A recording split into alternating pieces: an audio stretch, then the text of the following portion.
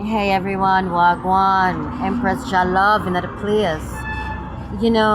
There has been a tradition of secrecy when it comes to human trafficking. Human trafficking comes in many different forms. And for many years now, I've been saying, okay, when I get to the stage, when I have the mic, when I have the attention of an audience, and at the end of the day, that's already begun. And when certain things happen, you realize it's a catalyst for change. And I was just at an event here in Georgetown, Guyana, called We Lift 6. And this was put on by the minister, Minister Prasad of the Ministry of Human Resources and Social Services, or Social Security. And this is the third year now that I've attended this expo. And what I've realized is that many people who have ideas about how to put social change out there, and really redirect the trajectory for certain practices which still exist in modern day, third world, first world, and modern day times that you wouldn't even think. And we're calling it human trafficking, but what it really is modern day slavery, placed in a form that that is less tangible. There's a little bit of intangibility to it. So at this event, there were a lot of signs about human trafficking and abuse of women and these things, as well as there's signs everywhere on Main Street, all over.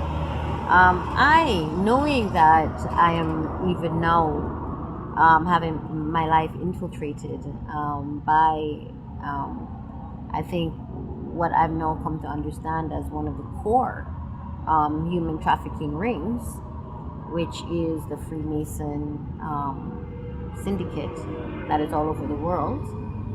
Freemasonry, we're talking about the stuff that's stemming from that whole thing of lodges being all over, those rituals or whatnot that they talk about, the Illuminati, we're talking about all those different secret societies, the skulls and bones, all the different realms of secret societies, and how they have manifested in the third world. No, I know for sure that there's certain paperwork or registration forms that you can't fill out that's going to be able to explain what happened, or how you've been trafficked, or how what help you need, or whatever it is.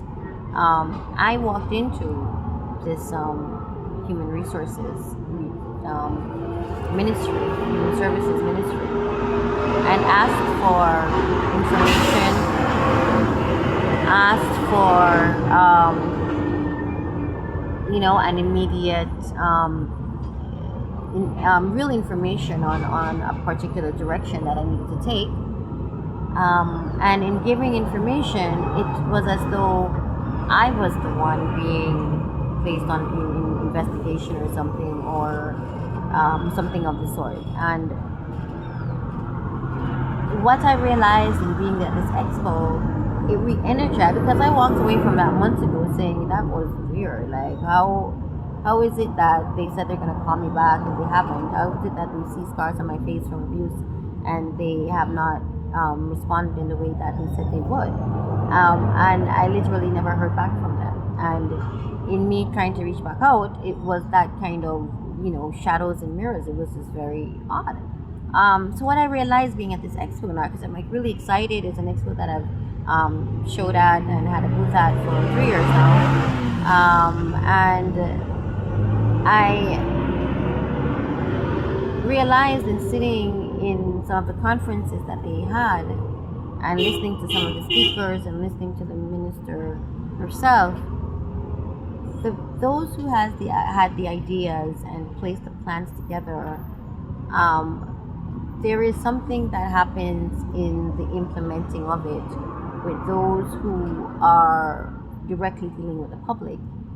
that is lost in translation completely. I believe that there's something in the training that is not happening or hasn't happened. There's something in even understanding the psychology of the survival mindset of most of the people who work in these offices or work in, in Guyana, in different places in the world.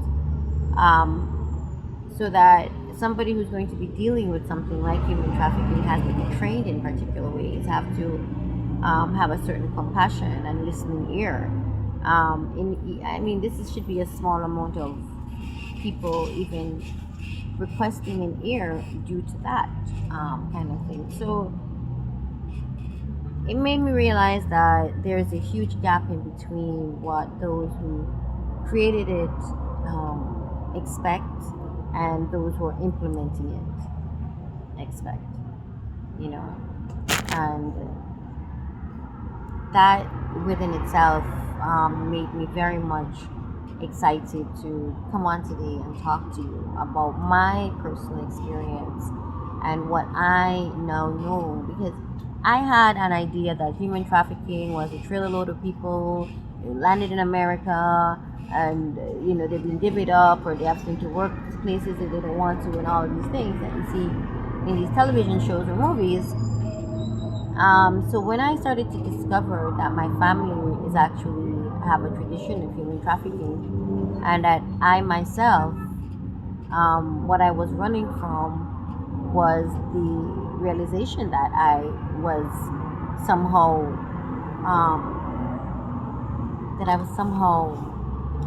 promised to, given access to from a young age by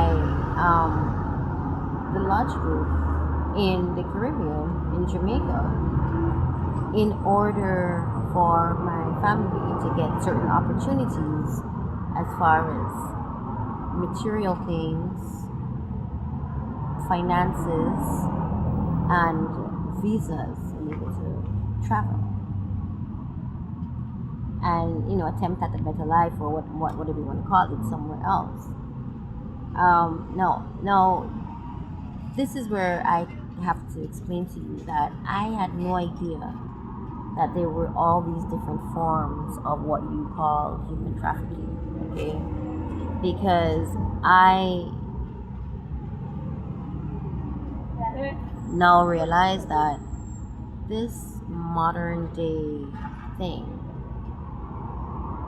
now, when I first realized that it's the Freemason group, is a lodge group that have been interjecting themselves into my life, and have been this constant, and they're trying to be a constant presence.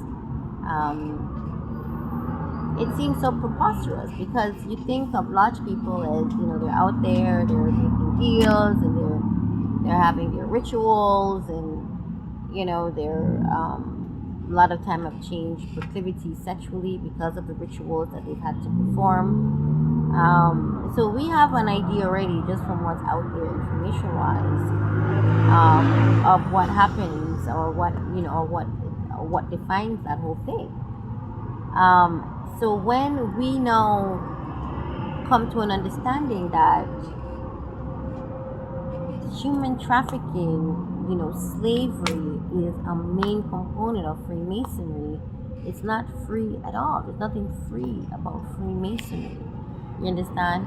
They are about slavery, enslaving themselves by doing the rituals, by turning their sexuality into different proclivities, by videoing certain things in order to blackmail each other, things like that. These kind of things were not what we would think to define those that we see as these business people, or powerful musicians, or powerful politicians, and this and that. Nor did I think that they were interjecting themselves in the lives of, people in this kind of way. Because at the end of the day, people with money and power usually can get a relationship with somebody who they want, or multiple partners, or whatever it is, because especially when you're in third world environments, money is something that people are always going to be trying to attain to, because people are in more depressed, poverty-laden environments, and the mindsets are not necessarily conducive to wealth and prosperity, and nor the environment. So no, I didn't understand how this could have happened. No, what I had to do when I realized my life had been infiltrated and still infiltrated, using secret cameras wherever I live, using other people in order to say certain things, do certain things, wear certain things, sometimes wear exactly what I'm wearing, things like that. Those kind of things is you wouldn't think have anything to do with them and their organization, but a part of their modern day slavery, right, is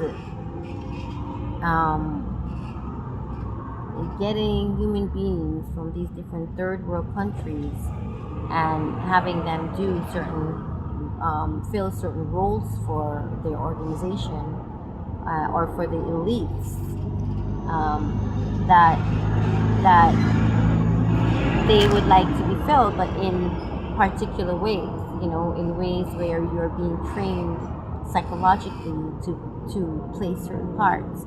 You're being the people that can come around you are not trained on marriage and stuff like that. Even initially, it may seem that way, but they try to keep it so that you don't have any children. So, or there are all these different plans that they have for each individual whose parents decided to basically place their child in the hands of these Freemasons, these lodgemen, in order for them themselves to have certain opportunities in life. Now, when I went to, I was living in America. I was living this life of ultimate freedom, I would say. I definitely can say. Traveling with my now ex all over the world, all over America, from Hong Kong to Dubai to Italy to, no, he didn't come to Turkey with me, to Puerto Rico to France we were just, and we were campers, we were rock climbers, we were outdoorsy people, all of that. And he, being a Harvard educated attorney, corporate attorney though, not litigation, so he was not in the court. We just lived a particular kind of life. I was an adventurer, traveler, doing my computer graphic stuff and making money as well on projects. And the projects, we would have a certain amount of funds, so we would travel. And at some point, I went to Mexico by myself and had the Temazcal experience with a shaman, and about maybe 14 or 15 others, maybe a dozen others, in this clay hut thing. I tapped into something with certain practices, even self-delaying into the cenotes and swimming around in Benicassim. There's certain experiences that had me tap into something, and I came back to New York seeing so much, discerning so much of what had happened, and now seeing it in this light, where I started to ask questions of everyone, and then it started to go farther and farther back until it reached to my family. And then when it got to my family and I was asking certain questions, they didn't understand how I could be asking these questions, because I wasn't supposed to know anything of what I have now come to know and discern for myself. And so I realized that, my family, they know. At some point, I was living in America. I was maybe 23, when I decided, I want to open a business in Jamaica. I want to do a franchise. I want to have something in the Caribbean that is, my primary residence, and I travel the world, and, we keep the apartment in New York, and, and we have this franchise in Jamaica and maybe the rest of the Caribbean. Frozen ice drinks, frozen margaritas, frozen natural juices, and frozen coffee drinks, along with ice cream and the certain snacks that are in the Caribbean. And there would be mobile kiosks, these units that I designed, and it just, that was the plan. And so I was in Jamaica, because I left Jamaica when I was like 10 years old, 12 years old. I was a child, and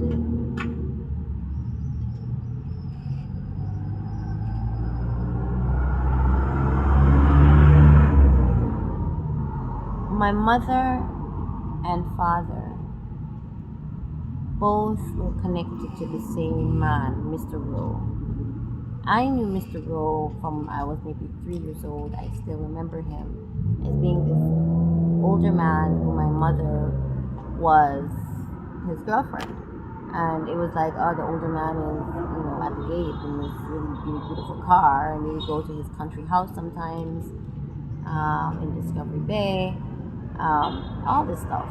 And I remember even as a child saying, I want to be this kind of woman who doesn't have any older man. That, like I was learning from her what I didn't want. I was already sort of being the adult because my mom had me when she was a teenager, with my father, who was also a teenager, who lived right next door. So both of my grandparents lived right next door to each other for a number of years, until my grandparents from my dad's side moved to America, and then we moved to another area as well, because life started to get better for everyone due to the practices they were doing as far as promising their children, or definitely me, to these human traffickers.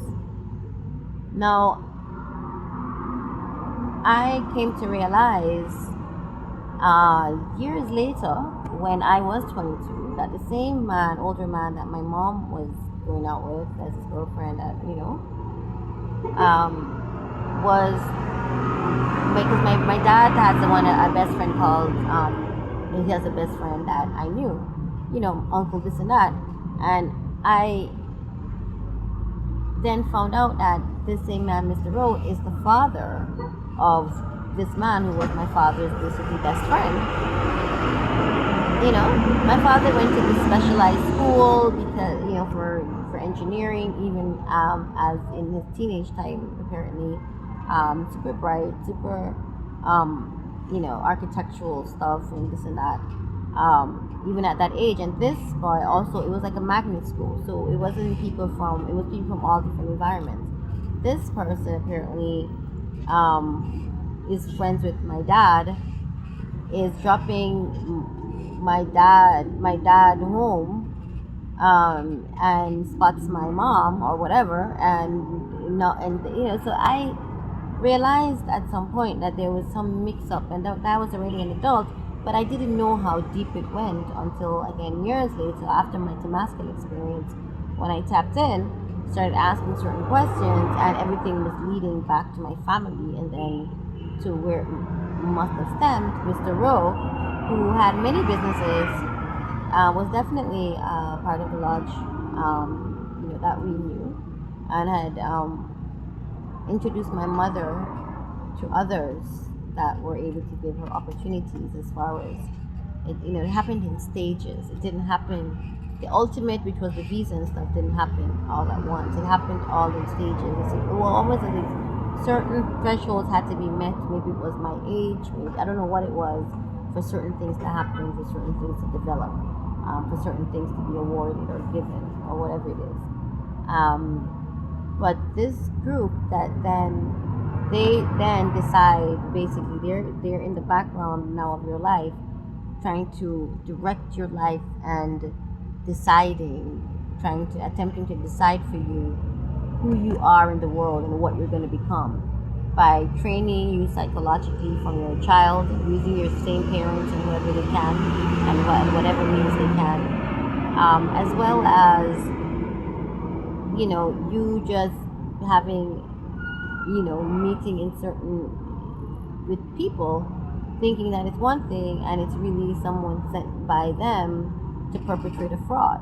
So you thinking this person really is in love with you, really is wanting to be married and stuff like that, but it's just really somebody who is a part of the lodge who wants to have a relationship with you, and it's never going to go where you think it's going to go because they have certain rules, especially when it comes to this, that, and the other. So they may say, okay, well, she's somebody who could marry into this, or she's someone who could this, or they decided what role they want you to play amongst them. Whether it's somebody's wife or somebody's concubine, whether it's somebody's housekeeper or somebody's caretaker, elderly care, whether it's somebody's babysitter or somebody's nurse. They're the ones who decide for you what role you're to play, and that's for their money and power. So parents who rope their children into the scheme have to basically stay cool and be quiet and not get involved when they see certain manipulations going on. No matter how smart you are, no matter how bright you are, no matter how intelligent you are, no matter what trajectory you have for your own life, they are allowed to infiltrate your life while your whole family basically look the other way. Because those who don't know directly about the human trafficking ring that your mother or father have roped you into, those who don't know about it directly are told stories that get them alienated from you. Another thing that they do is they have you moved around a lot. They have you. I lived in basically every family member's house once they sent me to America when I was 12. It's except for my aunt in Florida, that was my only family member that I hadn't lived with, being in this school for this amount of time, in this school for this amount. So teachers were not able to form long-term bonds. Friends were not able to be formed long-term bonds. Family even was not being formed with long-term bonds. So you became this floating person, and then your parents now have to perpetrate a fraud in telling other people all kind of stories about you because they don't want it to come to fore of what they have done and the psychological toll that must have taken or must be taken on somebody. So this thing is, very deep. And when I realized that the Freemasons and that whole lodge group is actually just a subsidiary from slavery, and they themselves have opted for enslavement with the rules and rituals that are necessary in order to gain, access to the peace of mind of having a bunch of people that are already in power at your beck and call. It allows people to walk with a different way. It allows people to rub shoulders with those who are in different walks of life, different. So you always have somebody that's in the clique. It's basically a cult that can do for you what it is that you need. So the money stays circulating also in that way.